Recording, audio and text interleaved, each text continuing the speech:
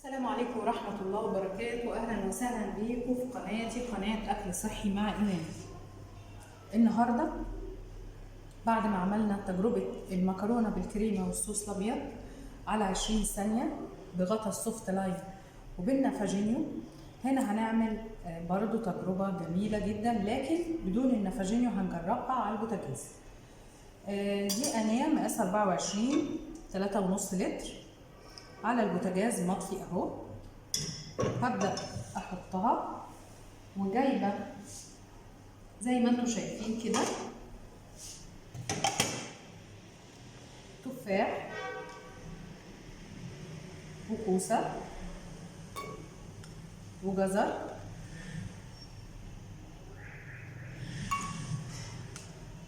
طبعا احنا اتكلمنا في الفيديو اللي فات على براءات الاختراع لكل آنية من أواني AMC، هم 5 براءات اختراع. هنا بيضة من البيض النوع الأحمر عشان أسلقها على البخار اللي خارج من الخضار. انتوا شايفين طبعا ما حطيتش سوائل، مجرد القطرات اللي وانا بنزل المعلقة. لكن علشان اتأكد واشوف هل لون الخضار هيتغير ولا لا، هشيل قطعتين بس جزر وكوسه علشان الوانهم الناصعه، اقارنهم مع هيتم التسويه دلوقتي الباقي ونشوف النتيجه، هل يختلفوا في الشكل وفي اللون ولا ما يختلفوش.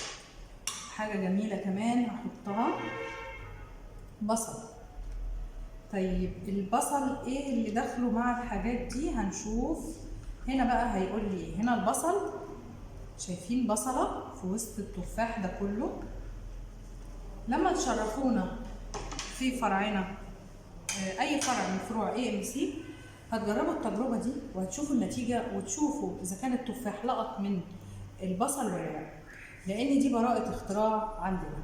طبعا هنا الغطا العادي بعلامة اللحمة وعلامة الجزرة. هنا انا هسوي على 15 دقيقة جزرة.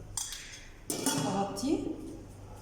دايما بقول للعملاء الجداد انا اظبط حلتي الاول والاوديو سير وبعدين اشغل النار، عشان لو الوقت طال بيا ابقى انا كده كل حاجه ماشياها صح. بضغط ضغطه يمين، اعطاني دايره متقطعه. كمان وصلت ل 10 12 14 انا وصلت 18 كتير. انزل خليني 15، يبقى بزود باليمين بنقص بالشمال على المقبض.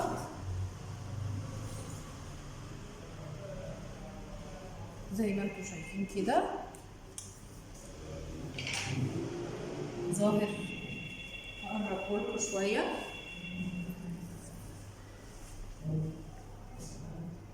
شايفين 15 دقيقه بعلامه الجزره. علامه الجزره دي هتفضل تروح وتيجي لغايه لما المؤشر الاحمر اللي انتم شايفينه فوق ده هيمشي لغايه علامه الجزره. المؤشر ده هيمشي لغايه لما يجي هنا هيرنلي وهبدأ أقول لكم هنعمل إيه.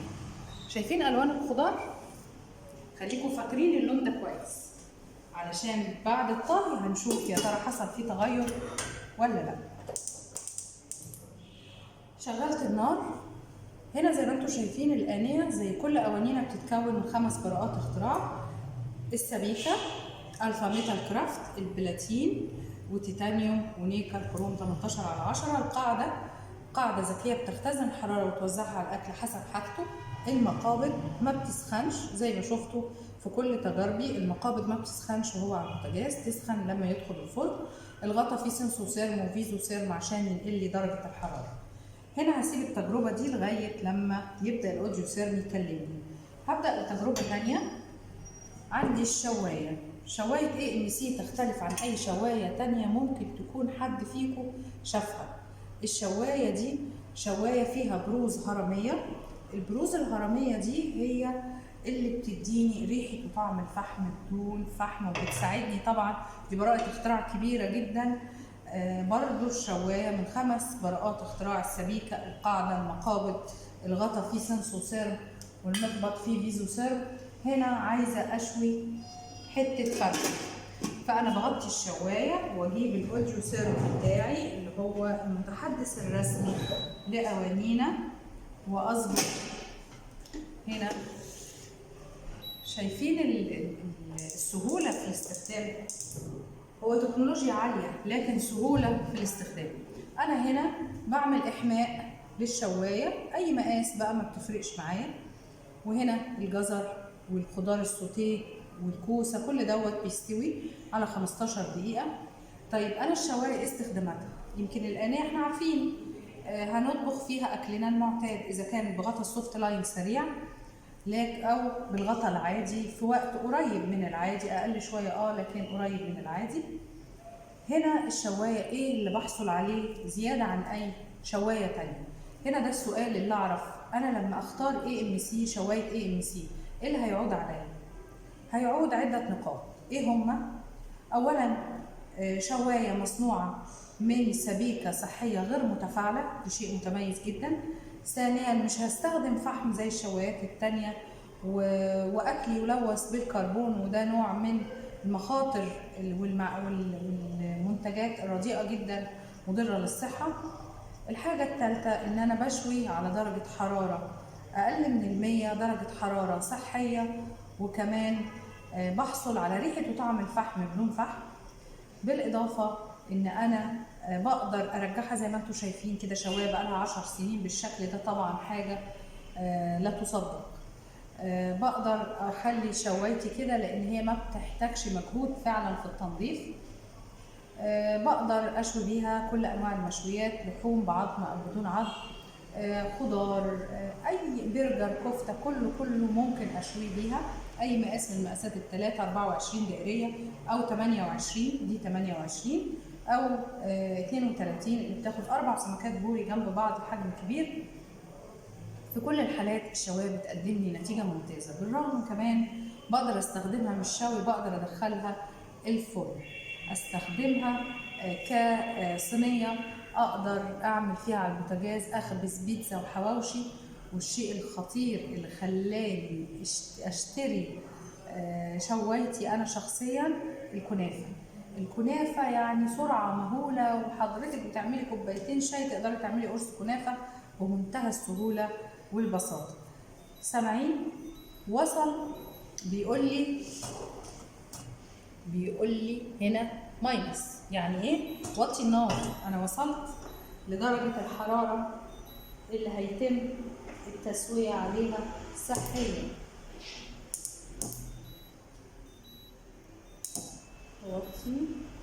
وطيت شمعة وهضغط ضغطة على الزرار اليمين او الشمال في الاوديو سيرف، بقول له خلاص انا كده سمعت، وطيت النار. دلوقتي هتحس ان درجة الحرارة هتنخفض، ومنتظرة زي ما انتوا شفتوا هنا الشواية بتبدأ تستعد. ما هي علامة اللحمة دي معناها استعداد، انا بقول للشواية استعدي، هنبدأ عملية الطهي. احنا مع بعض. هيبدأ دلوقتي العد التنازلي للخضار السوتيه.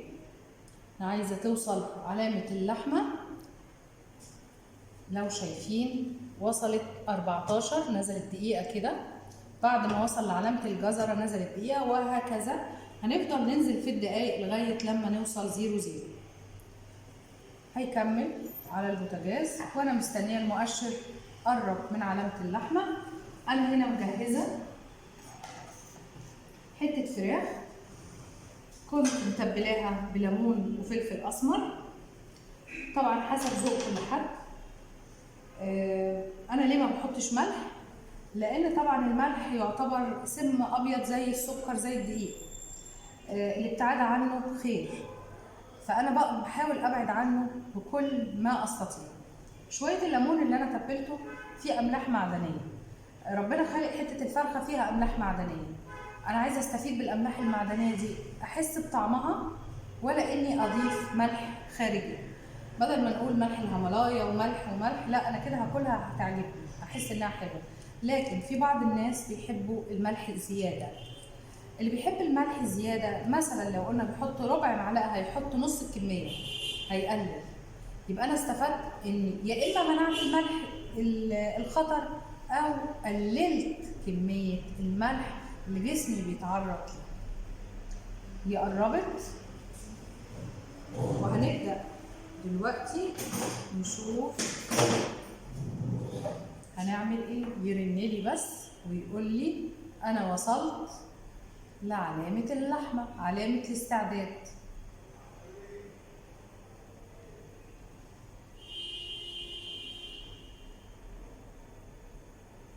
ها قربت، هيرن دلوقتي. خلاص دخل في المؤشر الاحمر، المؤشر الاحمر دخل في المربع بتاع علامة اللحمة زي ما انتم سامعين. اعطاني الارم وماينس. طيب الارم وماينس ده يعني ايه؟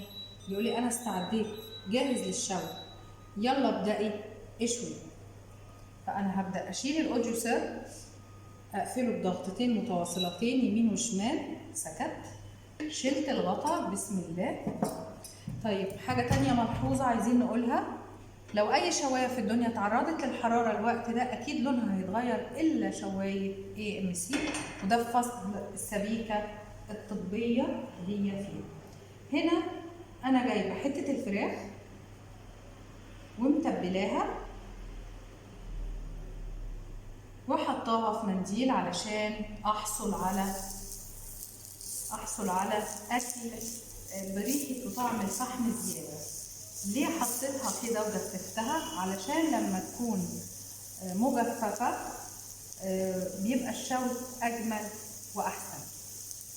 انتوا شايفين كده هو بياخد الصدمة. وهبدأ أغطي دلوقتي. أنا سايباه ياخد، بس عايزاه ياخد اللون الأولاني.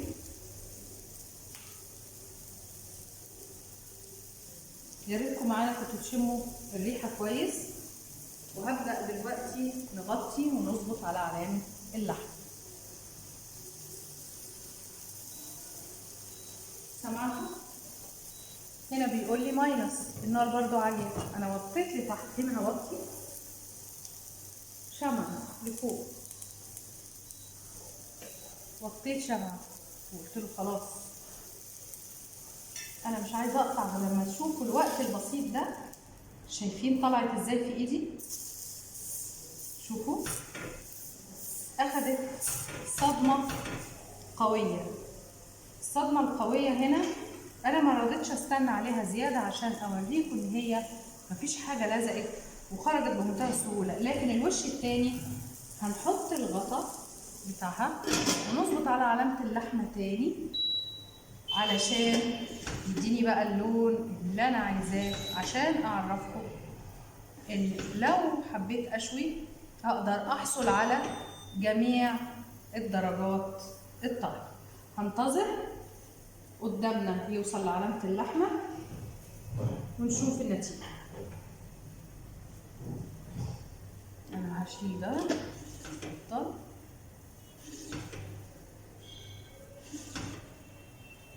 تمام.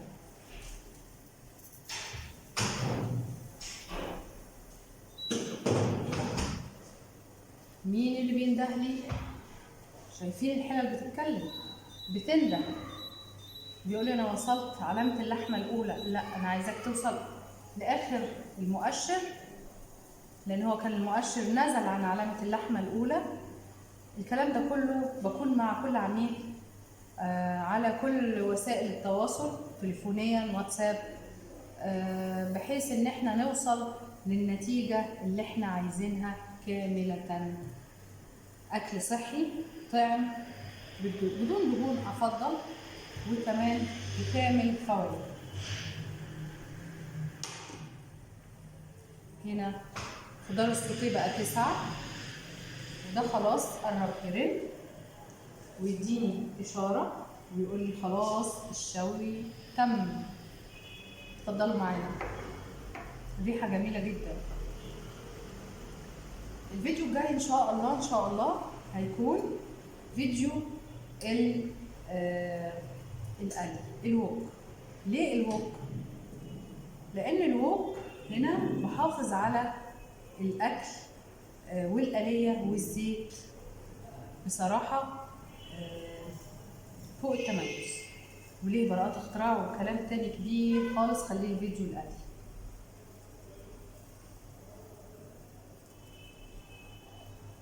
على فكرة هو لما وصل لعلامة اللحمة الأولى نسيت أقول لكم إن أنا طفيت النار، بيكمل شوي على الحرارة المختزنة. خلاص هيرن لي اهو، عشان اقلب وافرجكم الوش التاني شكله ايه. وهنا وصلنا 8، عد التنازلي شغال تمام.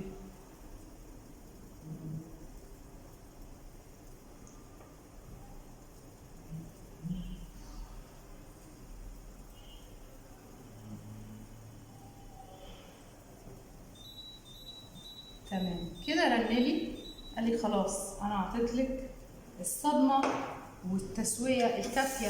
بسم الله. شايفين طلعت ازاي بمنتهى السهوله؟ شايفين الشوك؟ شايفين اللون؟ واضح اللون عندكم ولا لا؟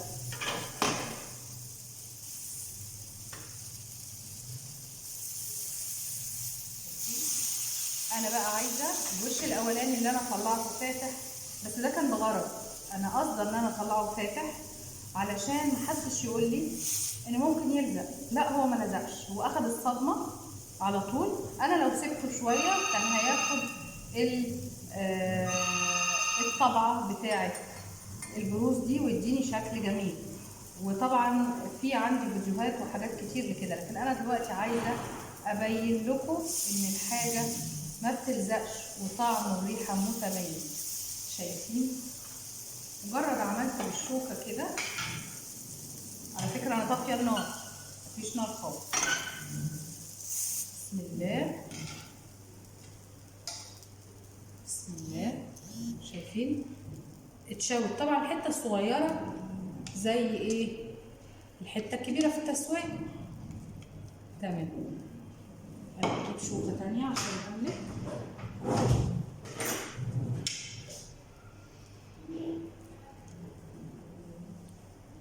شايفين؟ انا عايزه افرجكم وهي بتتقطع دايبه ازاي. طيب انا هنا الشوايه طبعا زي ما انتم شايفين لونها وشكلها. هل كده خلاص باظت؟ هل كده ممكن ارميها؟ لا.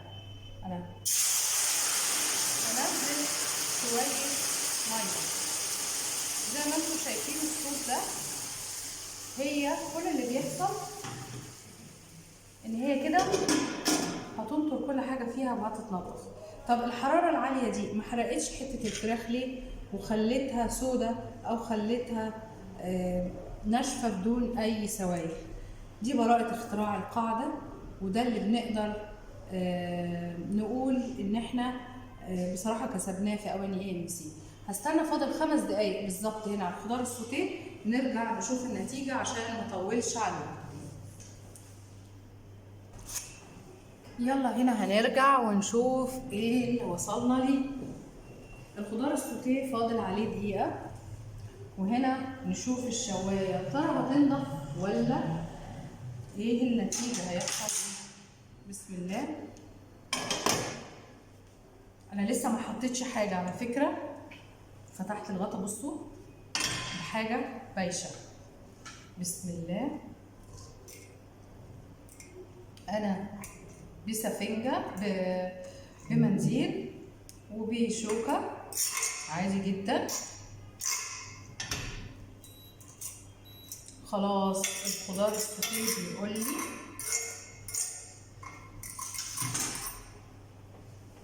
هبدأ اوريكم، عايزة اوريكم نتيجة الشواية.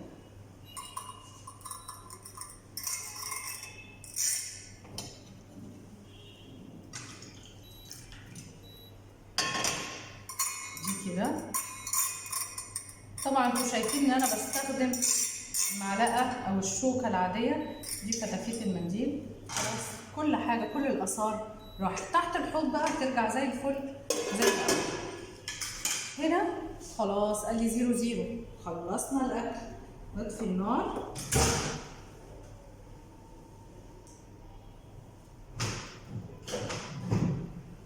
بسم الله. شايفين البخار؟ دي الدايره البخاريه اللي بتساعدني على التسويه درجة حرارة أقل من 100. إيه رأيكم في الخضار؟ شايفين شوية المية دول؟ ما كانوش موجودين، دول الدايرة البخارية اللي طلعت من الخضار، اتكثفت ونزلت كده. نبدأ نشوف ونقارن. بسم الله. زي ما احنا شايفين ده الفريش، تمام؟ الفريش اهو، الاتنين الاولانيين. يا ريت بقى تردوا عليا في التعليقات وتقولوا لي انتوا شايفين في فرق بين الفريش ده وبين ده؟ شايفين الاخضر والاورنج؟ نجي لكم الناحيه الثانيه. شايفين ده الفريش اهو، وده المستوي.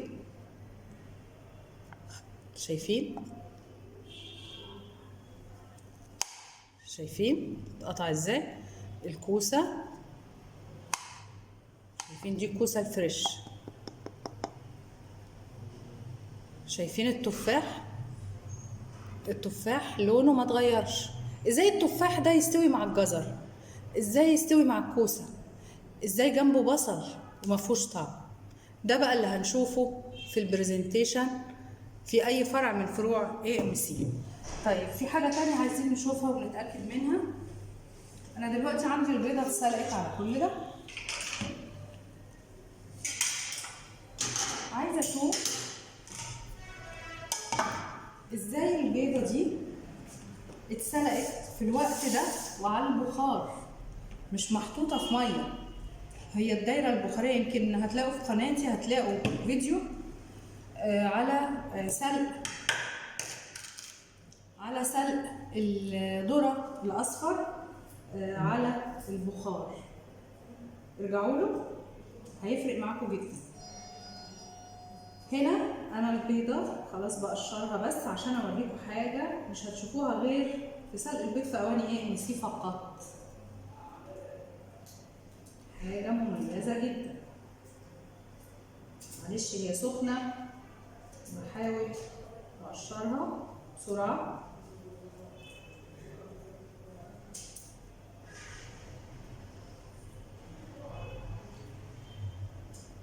تجربة الخضار السوتيه دي من التجارب اللي ما بتحصلش مع أي أواني تانية. أنا مش هستخدمها.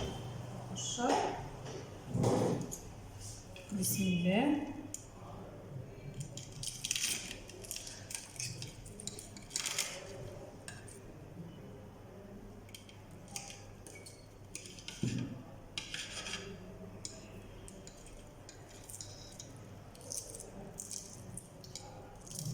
شايفين اللون؟